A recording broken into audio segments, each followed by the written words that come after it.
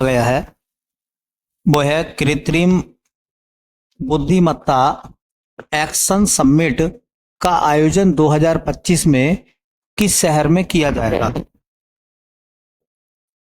Artificial intelligence की जो action summit है उसका आयोजन 2025 में किस शहर में होगा, ये हमसे पूछा गया शहर का नाम। पेरिस में होगा, नई दिल्ली में होगा, टोक्यो में है या बीजिंग में होने वाला है। ये कृत्रिम बुद्धिमत्ता एक्शन समिट 2025 तो फरवरी के महीने में, अगले महीने में इसका आयोजन होगा और इसका आयोजन होगा पेरिस में। कहां होगा? पेरिस में। तो इसको कहते हैं कृत्रिम बुद्धिमत्ता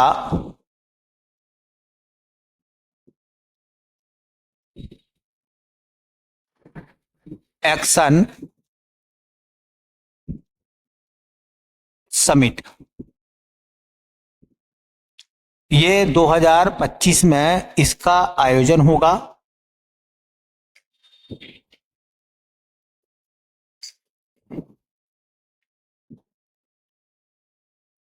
अब पहला सवाल ये बनता है कि इसका आयोजन किस समय होगा।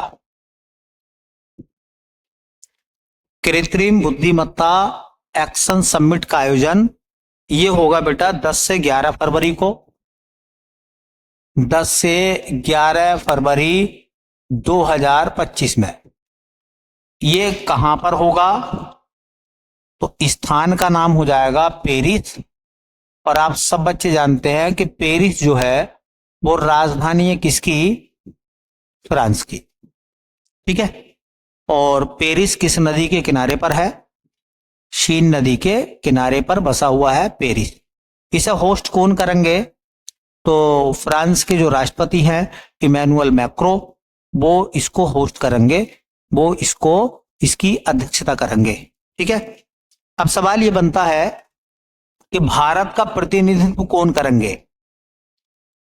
भारत की तरफ से कौन जाएंगे?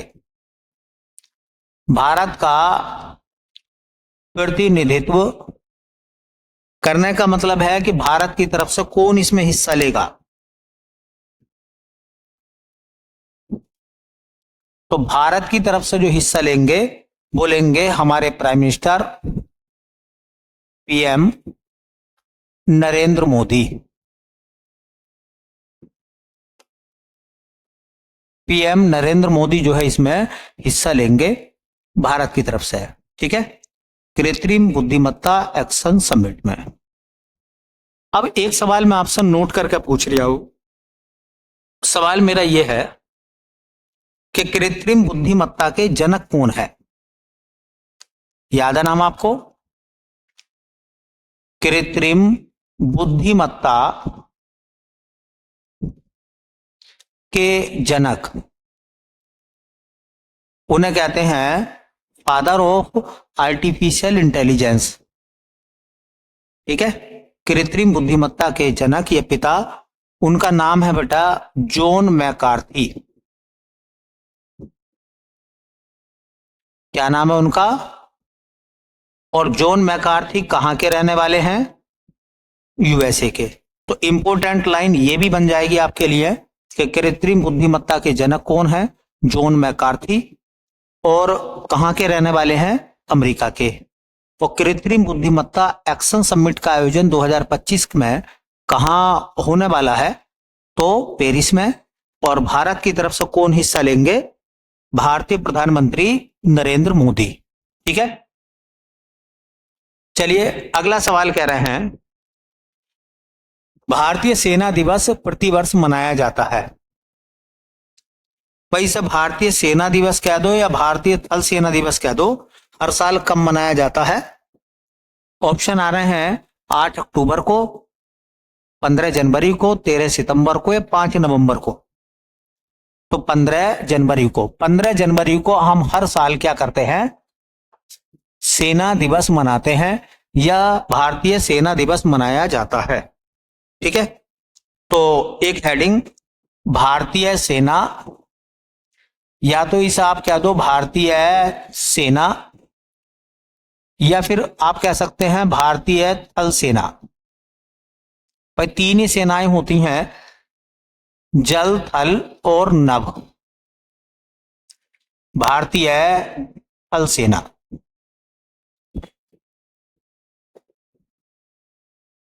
देखो, भारतीय सेना की स्थापना कब हुई थी? तो इंडियन आर्मी जो बनी थी वो बनी थी बेटा 1 अप्रैल 1895 को। 1 अप्रैल 1895 को भारतीय सेना बनी थी। इंडियन आर्मी का मुख्यालय कहां है? तो तीनों सेनाओं का मुख्यालय नई दिल्ली में है। जल सेना, थल सेना और वायु सेना, तीनों सेनाओं का मुख्यालय कहां है? नई दिल्ली में है। अब सवाल यह है कि भारतीय सेना का आदर्श वाक्य क्या है? देखो, सेनाओं के आदर्श वाक्य जरूर याद रखा करो। सर्विस बिफोर सेल्फ, अंग्रेजी में कहते हैं सर्विस बिफोर सेल्फ। इसका मतलब हो गया खुद से पहले सेवा। अपने आप से भी पहले क्या है? सेवा है। इसको हिंदी में कहते हैं स्व पूर्व सेवा। स्व मतलब स्वयं से, पूर्व मतलब पहले, सेवा तो सेवा है। ठीक है, स्व पूर्व सेवा, सर्विस बिफोर सेल्फ किसका आदर्श वाक्य है? तो भारतीय सेना का। देखो, भारतीय सेना दिवस कब मनाते हैं हम? भारतीय सेना दिवस कब मनाते हैं हम? तो हम मनाते हैं बेटा 15 जनवरी को। अब सवाल यह निकल कर आता है कि जब भारतीय सेना की स्थापना 1 अप्रैल को हुई थी, तो फिर भारतीय सेना दिवस 15 जनवरी को क्यों मनाया जाता है? क्योंकि देखो, 15 जनवरी 1949 को पहली बार भारतीय सेना की कमान किसी हिंदुस्तानी को मिली और उनका नाम था जनरल करियप्पा, जो पहले कमांडर इन चीफ बने थे। ठीक है, भारत की सेना की कमान किसको मिली? जनरल करियप्पा को मिली। तो क्यों मनाते हैं, कोई कारण पूछेगा तो आप बताओगे कि 15 जनवरी 1949 को भारतीय सेना के प्रथम commander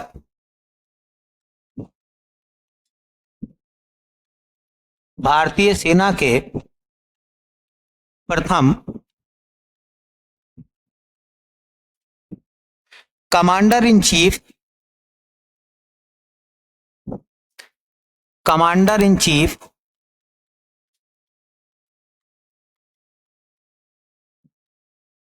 chief general KM. Cariappa बनाए गए। General KM.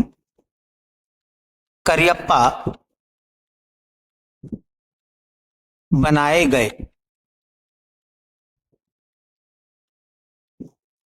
तो 15 जनवरी 1949 को इंडियन आर्मी की कमान किसी भारत के व्यक्ति को मिली और उनका नाम था के.एम. करियप्पा। इसी वजह से हम हर साल क्या मनाते हैं? 15 जनवरी को भारतीय सेना दिवस। 2-3 सवाल सेना के संबंध में और इंपॉर्टेंट हो सकते हैं। भारत के पहले कमांडर इन चीफ भी जनरल करियप्पा थे और भारत के प्रथम फील्ड मार्शल कौन थे? देखो, प्रथम फील्ड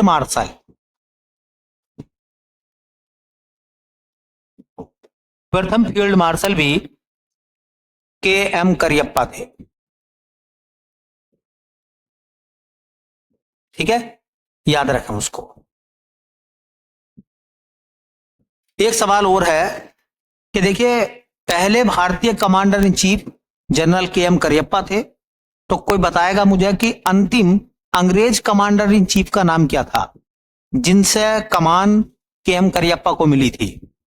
अंतिम अंग्रेज कमांडर इन चीफ, अंतिम अंग्रेज कमांडर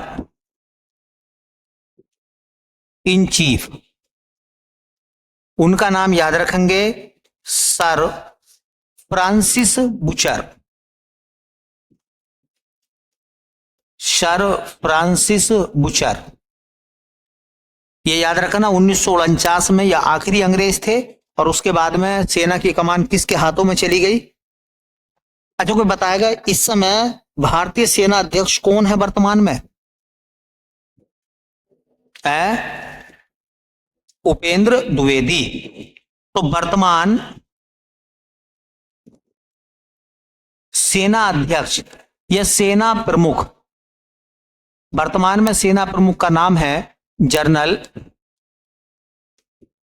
उपेंद्र द्विवेदी।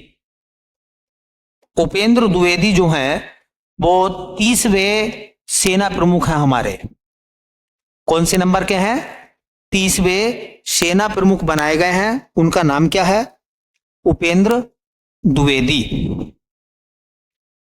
तो भारतीय सेना की स्थापना 1 अप्रैल 1895 को हुई थी।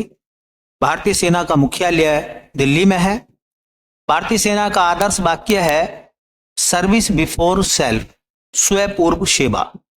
भारतीय सेना दिवस 15 जनवरी को मनाते हैं। क्यों मनाते हैं? क्योंकि 15 जनवरी 1949 को भारतीय सेना के पहले कमांडर इन चीफ बने थे के.एम. करियप्पा, जो कि भारतीय थे। अंतिम अंग्रेज कमांडर इन चीफ का नाम बताइए। तो नाम उनका सर फ्रांसिस बुचर। ये नाम आया है पेपर में एक बार, ठीक है। और वर्तमान में सेना अध्यक्ष कौन है हमारे? जनरल उपेंद्र द्विवेदी। ये कुछ सवाल जो हैं वो ओल्ड जीएस के होते हैं, अच्छे सवाल हैं। ये क्वेश्चन बहुत शानदार और अक्सर पूछा जाने वाला सवाल है। ये सवाल आ सकता है, निम्नलिखित में से किस देश ने स्पेसएक्स मिशन का सफलतापूर्वक परीक्षण किया? नासा किस देश ने, किस देश की अंतरिक्ष एजेंसी होगा, चलो कोई नहीं, तो नासा, जाक्सा, इसरो या इनमें से कोई नहीं। स्पेसएक्स मिशन अभी की बात है, हाल फिलहाल की, और ये मिशन सक्सेस हुआ है किसका? इसरो का। इसरो कहां की एजेंसी है? इंडिया की, भारत की सबसे बड़ी अंतरिक्ष एजेंसी इसरो। और उसके मिशन का नाम क्या है? अभी स्पेसएक्स, ऐसे लिखते हैं अंग्रेजी में SPADEX। और इसका पूरा नाम स्पेसएक्स की फुल फॉर्म जो आएगी, स्पेस, डी से बनता है डिकोडिंग, डॉकिंग, इस पे डॉक्स, तो इससे बनेगा डी, डॉकिंग कहते हैं, DOCKING। और EX से बनेगा एक्सपेरिमेंट।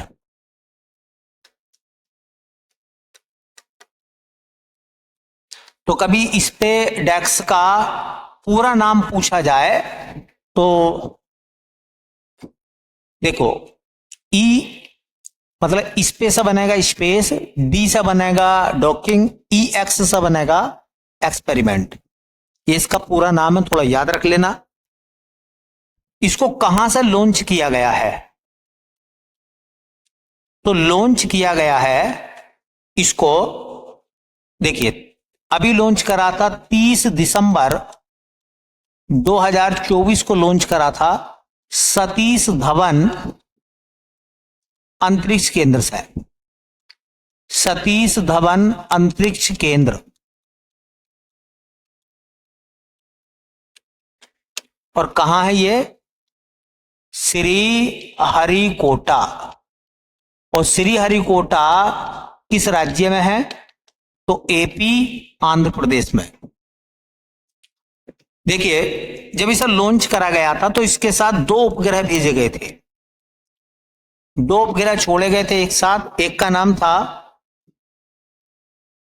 SDX-1, उसका नाम रखा गया था चेजर, चेज करने वाला था ये। और दूसरे का नाम था SDX-2 और उसको नाम दिया गया बेटा टारगेट। चेजर को टारगेट करना था। तो एक इनमें टारगेट था और एक था इसमें चेजर। जिस रॉकेट से इसको छोड़ा है उस रॉकेट का नाम क्या है लॉन्च करने के लिए? उसका नाम है PSLV C60। ये जरूर याद रखें, रॉकेट का नाम इंपॉर्टेंट होता है, पेपर में पूछ लेते। अभी हुआ क्या, 12 जनवरी को 12 जनवरी 2025 को ये देखा गया कि इसरो ने इन दोनों रॉकेटों को डॉक कर दिया। डॉक करने का मतलब है जोड़ने का काम करा, जोड़ा और अलग करा। अंतरिक्ष में ही दो रॉकेटों को जोड़ने में सफलता हासिल कर ली है। किसने? इसरो ने। अंतरिक्ष में दो सैटेलाइट को जोड़ने का काम कर दिया है इसरो ने, और ऐसा करने वाला भारत दुनिया का चौथा देश बन गया है। तो ये बड़ी महारत भारत ने हासिल करी है। तो देखिए 12 जनवरी 2025 को 12 जनवरी 2025 को इसरो ने इन दोनों उपग्रहों को इसरो ने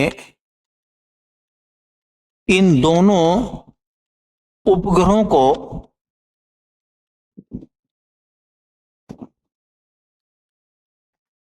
को अंतरिक्ष में जोड़ने में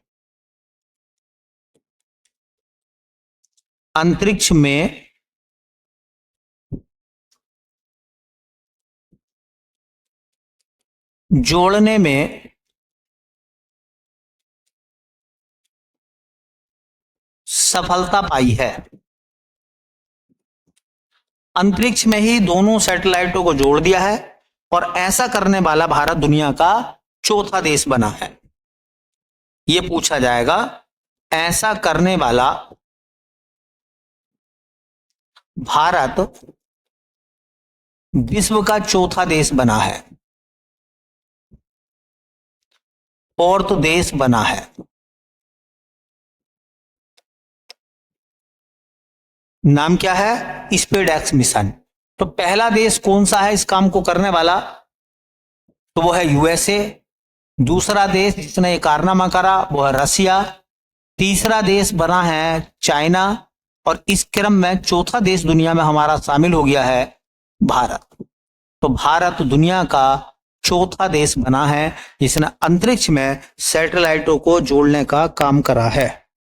ठीक है, तो जरूर अच्छा सवाल है। मेरे हिसाब से ये क्वेश्चन टेक्निकल है और ये पूछा जाएगा, इंपॉर्टेंट बनेगा। तो पहला सवाल तो ये बनेगा कि स्पेसएक्स मिशन किसने लॉन्च करा? इसरो ने। तो स्पेसएक्स का पूरा नाम होता है स्पेस डॉकिंग एक्सपेरिमेंट। ठीक है, स्पेसएक्स का कब लॉन्च करा था इसको? 30 दिसंबर 2024 को। ठीक है, कहां से लॉन्च करा था? सतीश धवन अंतरिक्ष केंद्र, श्रीहरिकोटा, आंध्र प्रदेश से। कितने उपग्रह भेजे थे? 2। एक का नाम था SPD-1 जिसको चेजर, और एक है SPD-2 जिसको टारगेट नाम दिया गया था। ठीक है, तो पहले अंतरिक्ष में उनके बीच की दूरी बहुत थी, फिर धीरे धीरे कम करी। 3 मीटर तक वो पास आ गए थे। कितने? 3 मीटर तक पास आ गए थे। इतना नजदीक लाने का काम भारत ने कर दिया है। तो इसका मतलब यह है कि वो जुड़ गए हैं एक प्रकार से।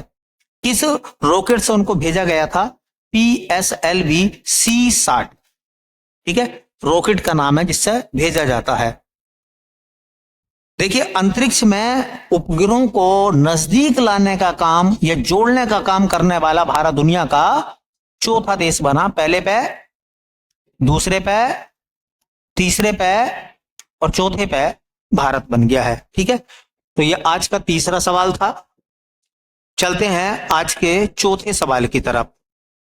केंद्रीय गृह मंत्री अमित शाह ने किस राज्य में पुरातात्विक अनुभव संग्रहालय का उद्घाटन किया? महाराष्ट्र, हिमाचल प्रदेश, असम या गुजरात? एक म्यूजियम बनाया गया है, उसका नाम है पुरातात्विक अनुभव संग्रहालय, और बेटा वो बनाया गया है गुजरात में। गुजरात का एक जगह पड़ती है वडनगर, वहां पे इसको बनाया गया है। नाम है उसका पुरातात्विक अनुभव संग्रहालय। पुरातत्व अनुभव संग्रहालय। पहला सवाल यह है कि किस राज्य में इसको बनाया गया है? तो राज्य हो जाएगा हमारा गुजरात। गुजरात में कहां बनाया गया है? तो वडनगर। गुजरात का एक कस्बा है वडनगर। इसका उद्घाटन किसने करा है? तो इसका उद्घाटन करा है, हाँ, गृह मंत्री अमित शाह ने। मैं तुमसे एक सवाल नॉलेज के लिए पूछना चाहता हूं, और मैं एक एक करके ही आपका जो ओल्ड जीएस है वो अच्छा करा दूंगा, अगर आप मेरे साथ साथ लगे रहेंगे तो। क्वेश्चन मेरा यह है कि भारत का सबसे पुराना और सबसे बड़ा संग्रहालय कौन सा है? संग्रहालय वो जगह होती हैं जहां पर पुरानी चीजों को रखा जाता है। ठीक है, तो बताइए भारत का सबसे पुराना, भारत का सबसे पुराना व सबसे बड़ा संग्रहालय,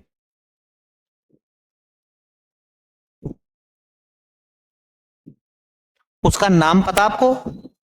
उसे नाम दिया गया है भारतीय संग्रहालय, और यह कहां का है? यह है कलकत्ता में। तो सबसे बड़ा संग्रहालय कलकत्ता में है, बहुत पुराना है, अंग्रेजों के जमाने का है, 1814 में ही बना था। तो भारत का सबसे पुराना संग्रहालय कलकत्ता में कब बनाया गया था? 1814 में बनाया गया था। तो पुरातत्व अनुभव संग्रहालय कहां बना है? गुजरात में, वडनगर में। उद्घाटन भी हो गया है अमित शाह द्वारा। और अगर कोई पूछता है कि भारत का सबसे पुराना और सबसे बड़ा संग्रहालय कहां है, तो कलकत्ता में है, 1814 में बना था, और उसे कहते हैं हम भारतीय संग्रहालय, इंडियन म्यूजियम। ठीक है, 1814 में। तो यह आज का हमारा सवाल नंबर था, चौथा। और धीरे धीरे करके हम पहुंचते हैं आज के सवाल नंबर आखिरी पड़ाव की तरफ, जो कि 5वां सवाल होगा। और आज का 5वां सवाल कुछ इस तरह से है। कह रहे हैं कि विश्व का सबसे बड़ा महामृत्युंजय यंत्र कहां पर स्थापित किया गया है? ऑप्शन है वाराणसी, केदारनाथ, प्रयागराज, उज्जैन। विश्व का सबसे बड़ा है, देखिए पहली बात तो विश्व का सबसे बड़ा महामृत्युंजय यंत्र, यंत्र है ये, मंत्र नहीं है।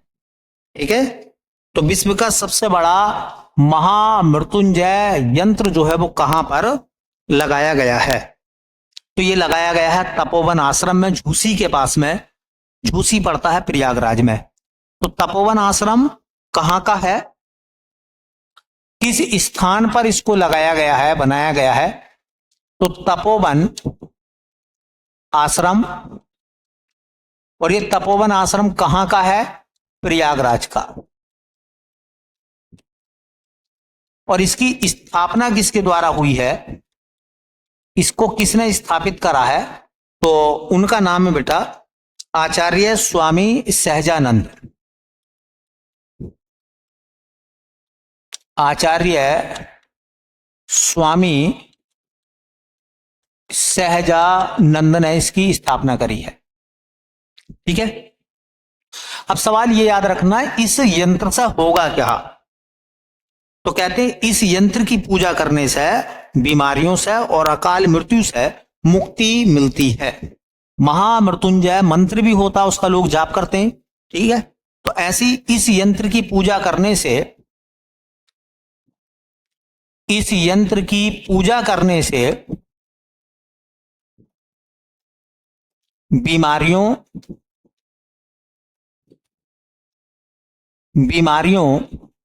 कोमा आकस्मिक मृत्यु,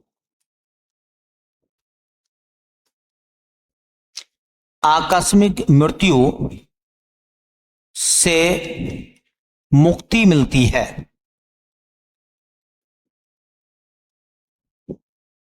ठीक है, और अगर इसकी लंबाई चौड़ाई की बात करें तो इसका जो साइज है, आकार, तो इसकी लंबाई बताई जाती है 52 फीट, इसकी चौड़ाई भी 52 फीट और इसकी ऊंचाई भी बनाई गई है कितनी, 52 फीट। तो 52 फीट लंबाई, 52 फीट चौड़ाई, 52 फीट ऊंचाई। तो विश्व का सबसे बड़ा महामृत्युंजय यंत्र जो है वो प्रयागराज में लगाया गया है, तो ऑप्शन नंबर सी हो जाएगा।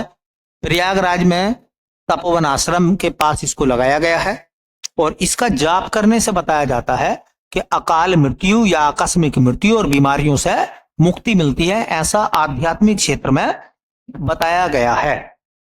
किसने इसकी स्थापना करी है, तो आचार्य स्वामी सहजानंद ने इसकी स्थापना करी है। ठीक है, तो ये हमारे हो गए आज के टॉप 5 क्वेश्चन। ठीक है, चलिए